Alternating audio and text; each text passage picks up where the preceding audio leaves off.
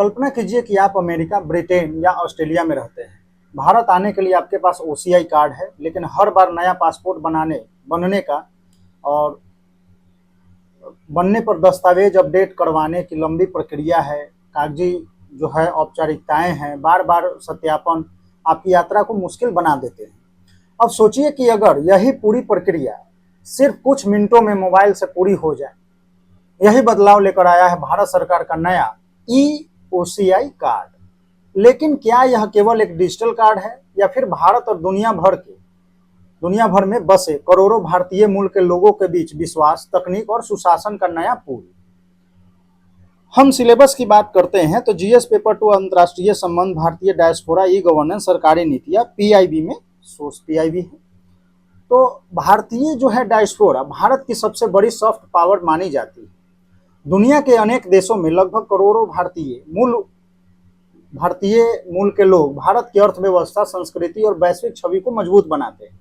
आज हम समझेंगे कि ई ओसीआई कार्ड क्या है, इसकी आवश्यकता क्यों पड़ी और इसमें क्या बदलाव किए गए हैं, और यह भारत की डिजिटल गवर्नेंस तथा डायस्पोरा पॉलिसी को किस प्रकार नई दिशा देता है। दूरी चाहे हजारों किलोमीटर की हो, लेकिन तकनीक रिश्तों को हमेशा करीब रखती है। दूरी चाहे हजारों किलोमीटर की हो, लेकिन तकनीक रिश्तों को हमेशा करीब रखती है। तो आइए सबसे पहले समझते हैं ई ओसीआई कार्ड आखिर है क्या। तो केंद्रीय जो है गृह सहकारिता मंत्रालय ने नई दिल्ली में जो है ई ओसीआई कार्ड भारत सरकार की महत्वपूर्ण डिजिटल पहल है और इसको लॉन्च किया है जो है। और इसमें FCRA 2.0 पोर्टल बहुप्रतीक्षित इस कार्ड का शुभारंभ किया गया है। और भारत की जो है ease of living, digital governance, इन सब सोच को जो है वो क्या करेगा, वैश्विक भारतीय समुदाय तक पहुंचाती है। चलिए, तो डिजिटल शासन का असली उद्देश्य नागरिकों का समय बचाना और विश्वास को बढ़ाना है। ये चीजें हैं, ठीक है। अब जानते हैं कि ई ओसीआई कार्ड वास्तव में है क्या। देखिए, यह जो है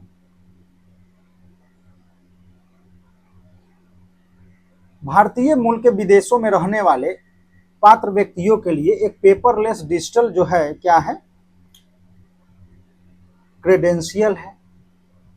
50 लाख से अधिक जो है मौजूद ओसीआई कार्ड धारक भौतिक कागजी कार्रवाई सत्यापन में होने वाली देरी और प्रशासनिक लागत को समाप्त करना है। तो 50 लाख से अधिक ओसीआई कार्ड को बार बार जो है इन प्रक्रियाओं से गुजरना नहीं पड़ेगा और इस प्रणाली को भारत के एयरपोर्ट इमिग्रेशन सिस्टम से जोड़ा जाएगा, जिससे यात्रा पहचान सत्यापन पहले से अधिक तेज और सुरक्षित हो जाएगी, ठीक है। तो गृह मंत्रालय, MHA, भारत सरकार और डायस्पोरा को जो है रियल टाइम इमिग्रेशन में और सीधे जो है सुरक्षा लाइनों से सीधे इसे जोड़ना है।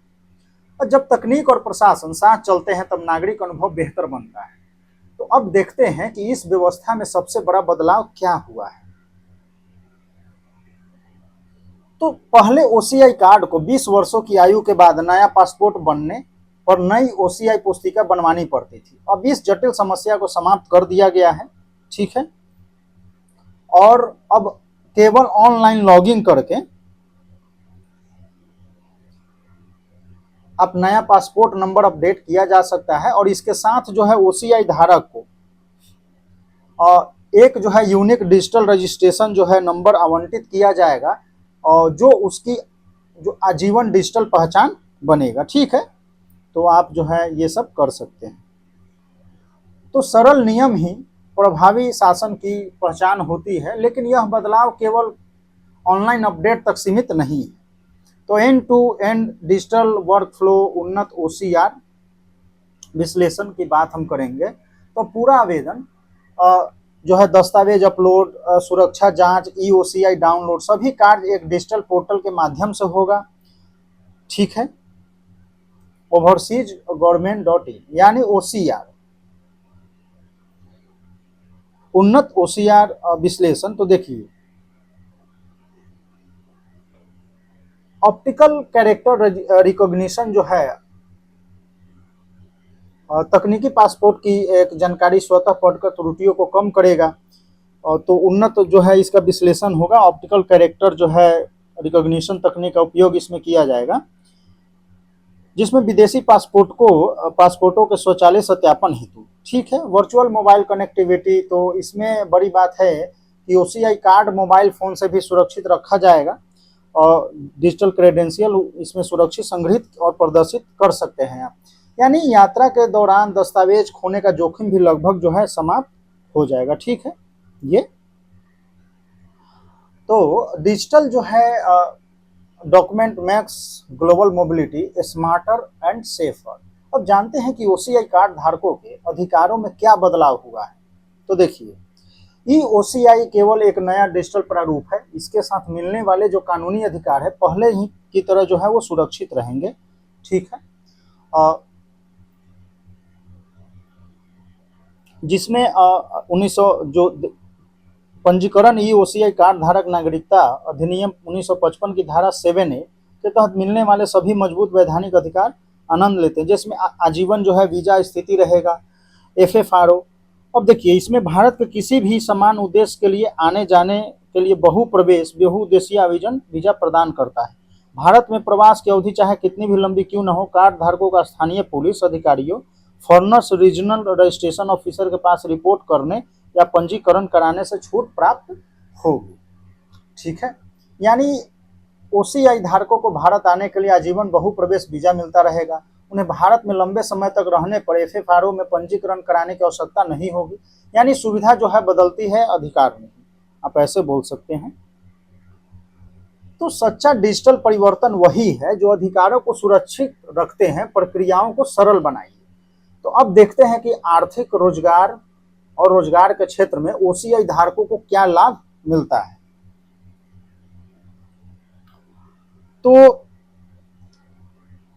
अनिवासी जो है भारतीय NRI के साथ आर्थिक समानता और रोजगार की हम बात करते हैं, तो इसमें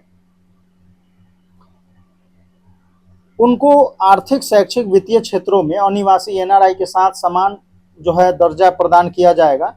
अपवाद में है, भारत में कृषि या वृक्षारोपण संपत्ति को खरीदने का अधिकार शामिल नहीं है। बाधा मुक्त रोजगार है, यानी ओसीआई कार्ड धारकों को भारत में रोजगार प्राप्त करने के लिए किसी अलग या विशेष वाणिज्य रोजगार वीजा आवेदन प्राप्त करने की आवश्यकता नहीं होगी, ठीक है। यानी आप बोल सकते हैं कि वे भारत में बिना अलग एम्प्लॉयमेंट वीजा के रोजगार प्राप्त कर सकते हैं। हालांकि कृषि और प्लांटेशन जो है भूमि खरीदने का अधिकार अभी भी उनमें शामिल नहीं है। यानी भारत अपने वैश्विक समुदाय को अवसर देता है, लेकिन संवेदनशील क्षेत्रों में आवश्यक संतुलन भी बनाए रखता है। तो हम बोल सकते हैं कि विश्वास आधारित शासन सुविधा और सुरक्षा दोनों के बीच जो है संतुलन बनाता है। अब इसे पूरे विषय का सार समझते हैं। देखिए, ई ओसीआई कार्ड जो है वैश्विक भारतीय समुदाय भारत नीति में ease of travelling, ease of living का बेहतरीन संगम है। कागजी बाधाओं को दूर करके सुरक्षित, डिजिटल, एकीकृत और भारत सरकार ने न केवल अपने प्रशासनिक तंत्र को आधुनिक बनाया है, बल्कि वैश्विक स्तर पर फैले अपने डायस्पोरा के साथ संबंधों को अधिक प्रगाढ़ किया है। तो ई ओसीआई कार्ड हम बोल सकते हैं कि केवल एक डिजिटल जो है दस्तावेज नहीं है, बल्कि भारत की बदलती शासन व्यवस्था का प्रतीक है। यह पहल दिखाती है कि डिजिटल पब्लिक जो इंफ्रास्ट्रक्चर है केवल भारत के भीतर ही नहीं बल्कि वैश्विक भारतीय समुदाय तक भी पहुंच रहा है। अब इससे प्रशासन अधिक पारदर्शी होगा, यात्रा आसान होगी और भारत तथा उसके जो डायस्पोरा है उसके बीच विश्वास और जुड़ाव जो है पहले से अधिक मजबूत होगा। यही डिजिटल इंडिया की वैश्विक पहचान है। तो जहां तकनीक भरोसे से मिलती है, वहीं सुशासन जन्म लेता है। या आप बोल सकते हैं कि भारतीय डायस्पोरा केवल भारत की पहचान नहीं बल्कि भारत की वैश्विक शक्ति है। हम आंसर राइटिंग पे बात करते हैं कि क्वेश्चन आप ये कर सकते हैं, ठीक है। और इसमें हम अगर तो सिंपली अगर फ्लो की एक बात करते हैं अगर, तो Indian diaspora, OCI, digital governance, ease of living, trust based governance, digital public infrastructure और आप बोल सकते हैं ग्लोबल इंडिया, ठीक है। तो और कीवर्ड का प्रयोग आप क्या कर सकते हैं, तो वही है इंडियन डायस्पोरा हो गया, digital public infrastructure, ease of living, trust based governance, paperless governance, citizen centric governance भी आप बोल सकते हैं यहाँ, और डिजिटल आइडेंटिटी हो गया, सॉफ्ट पावर डिप्लोमेसी। तो इन सबको आप यूज करके जीएस पेपर 2, अब तो जो आंसर आप लिखेंगे वो क्या होगा, विश्लेषणात्मक आंसर होगा आपका, और अधिक परिपक्व होगा, नीति केंद्रित होगा। तो इसको आप करेंगे, ठीक है। तो जुड़े रहें और मिलते हैं फिर अगले वीडियो में, और धन्यवाद।